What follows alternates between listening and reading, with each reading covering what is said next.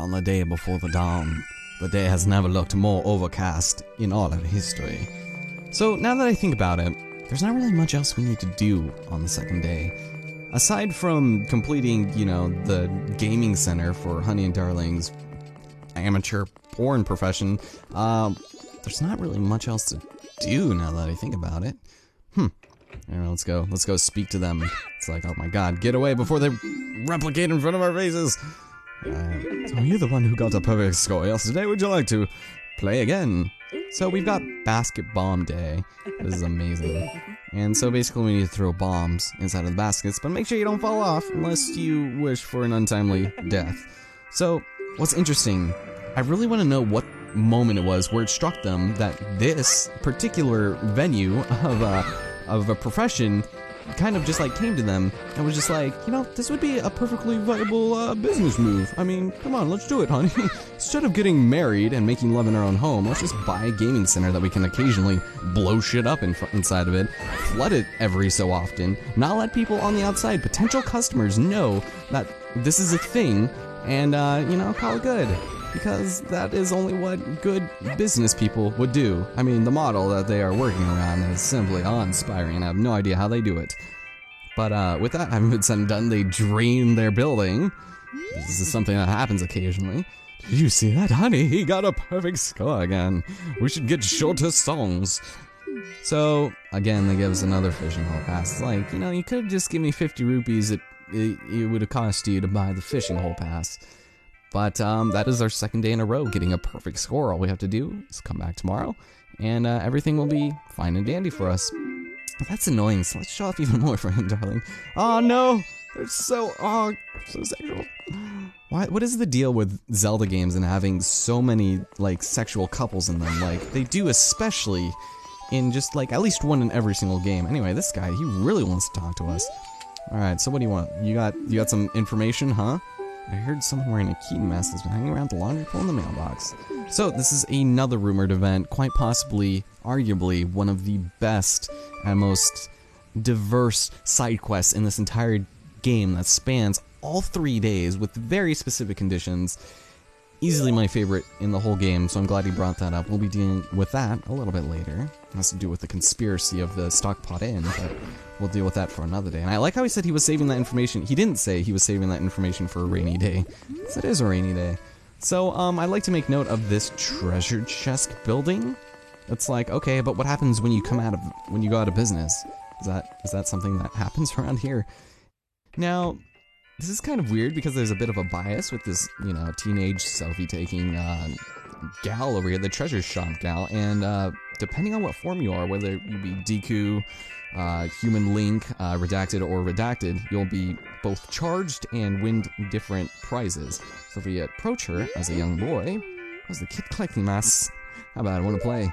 Alright, so she'll make us pay 20 rupees. If we were the Deku scrub, you'd have to pay 10 rupees. But, basically what we need to do is get all the way to the end of the checkerboard floor, I guess, and, try and win what's in the treasure box.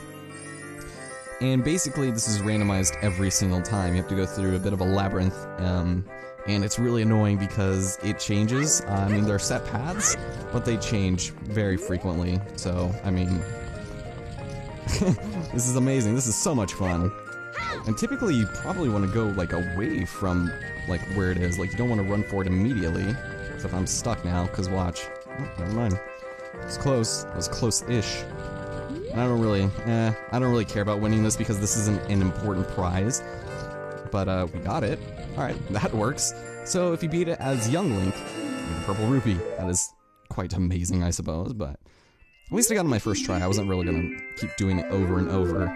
But we will come back here as a different form, and, hopefully win something a little better. How's that sound? But, with that having been said and done, I will meet you guys on the dawn of the final day, because I think we are almost done here.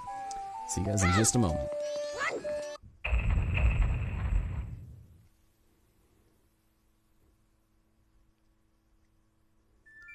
Now, I'm sure if we could see it, I'm sure the sunrise from lovely Milk Road would be a sight to behold. Unfortunately, there is a giant rock in the way, and Tingle's balloon had not spawned yet, so of course, there was no way it was to happen. So, just a quick note, I saw my preview screen for my capture card stuttering a little bit, and I did end up losing a couple frames for whatever reason, but I went ahead and fixed it. I got back up to this point, and it actually took me a very short amount of time without all the talking I do. So, you might notice a couple of inconsistencies. It was just in the second day that I lost footage and re-recorded, so it's not that bad. Luckily, the saving system in this is so much more helpful than it was in the first game, or in the original. Anyway, here we are on the dawn of the final day. This boulder will have finally been destroyed. Now remember, it won't be destroyed on the first and second days. There will be a giant boulder, thus blocking traffic to and from Romani Ranch.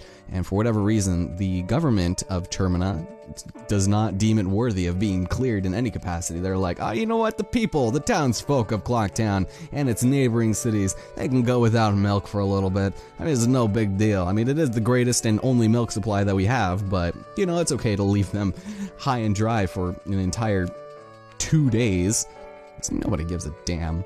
So, now that we have our Bremen mask, and please avoid the cutscene, we might have avoided the cutscene because nothing's coming up, so sweet.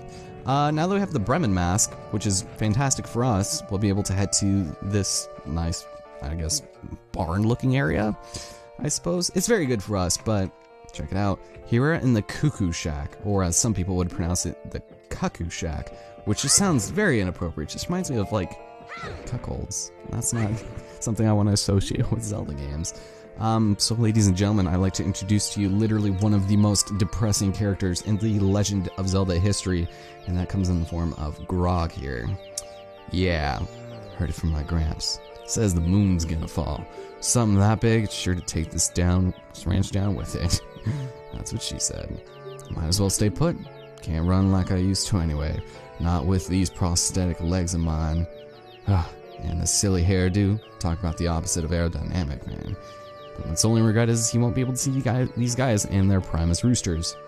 If only I could move like I used to back in the day. March these little dudes all around town until you're big and strong. Should have shaved my pubes. So, yeah.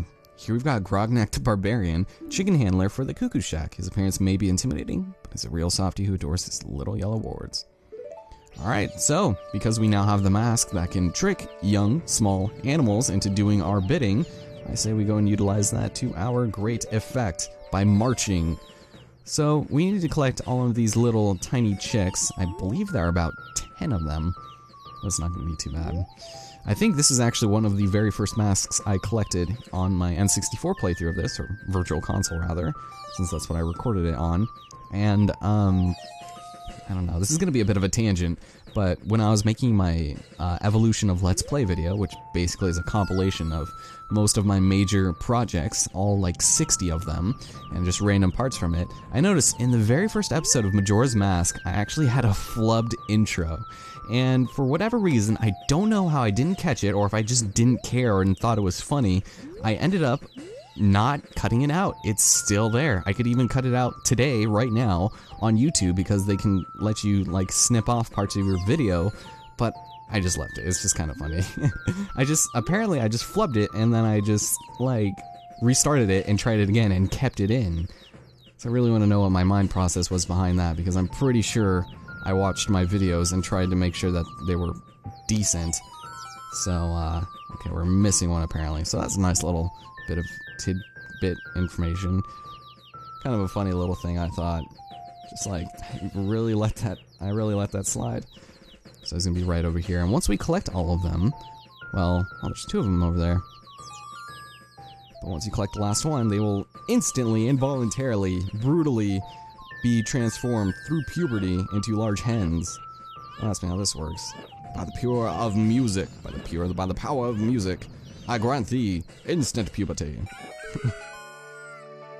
So with that, we've fulfilled his last wish. They're all grown up now. How did you do that? Seeing these guys with the crest and all, I have regrets about nothing no more. Perfectly satisfied. You can have this. Nothing fancy, just an old mask I used to wear in my running days. And check it out. The ghost of the postman lives forever. We've got ourselves the bunny hood. Will the power of the wild spring forth? Perhaps it will. These guys are all roosters. Cocks. So, the cute chicks have now been brutally pubertized, and we got the bunny hood as thanks. I feel like there is a giant, just suggestive joke in all of this, but that's fine, we don't need to know about it. Anyway, the bunny hood, easily one of the most useful items in this entire game, because not only does it look adorable AF, but we also run significantly faster.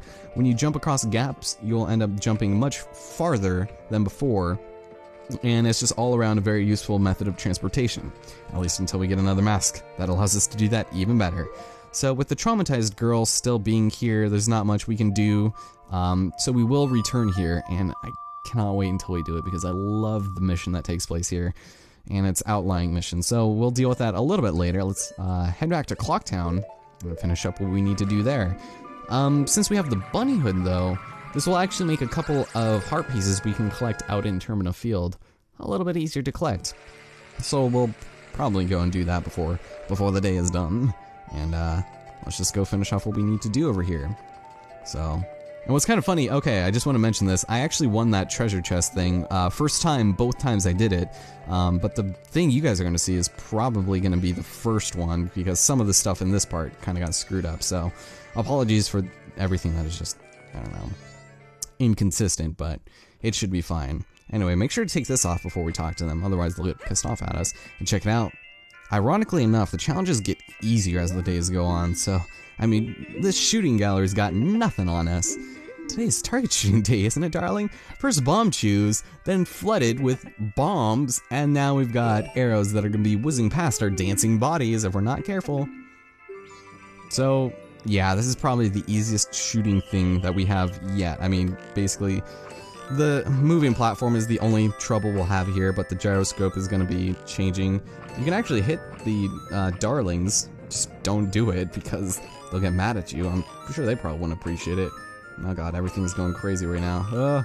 Okay, I'm literally holding my DS sideways. It kind of hurts my wrist. Ugh, shit. That hurts. I'm sorry. I didn't mean to hit you in the butt. That's okay. They don't really care. Whew. You got a perfect score 3 days in a row. This is all we have left to give him, honey. Quick, seduce him for reals this time. Tie him down, throw him in our playroom, and call it good. Oh, and hey, that was our final piece of heart. Awesome. So wait, does that mean that's 16? It has to. But anyway, on the final day, you got a perfect score at the target shooting in Honey and Darling Shop. Excellent. All right. And because we cleared all 3 games perfectly on all 3 days, we got a piece of art. They shared their love with us, and it was truly inappropriate. I wonder, are we truly happy, darling? I mean, this seems like kind of a forced relationship. What if we want to get a divorce? Do we split the proceeds from this very poorly selling shop, and do we just, I don't even know. So that's all done. What else do we need to do? Let's go out in the field a little bit. I'm going to drop off my rupees, because there is a lot we can do here. We still can't really access the ocean or the canyon for right now, but there are still a couple of heart pieces we can grab. And since it's the 3rd day and we just got the bunny hood, let's go ahead and have a little bit of fun. So I'll drop off 112 rupees, and alright, so now that we've actually accumulated 1,000 in our bank, we got ourselves something really nice. Check it out. Our special gift comes in the form of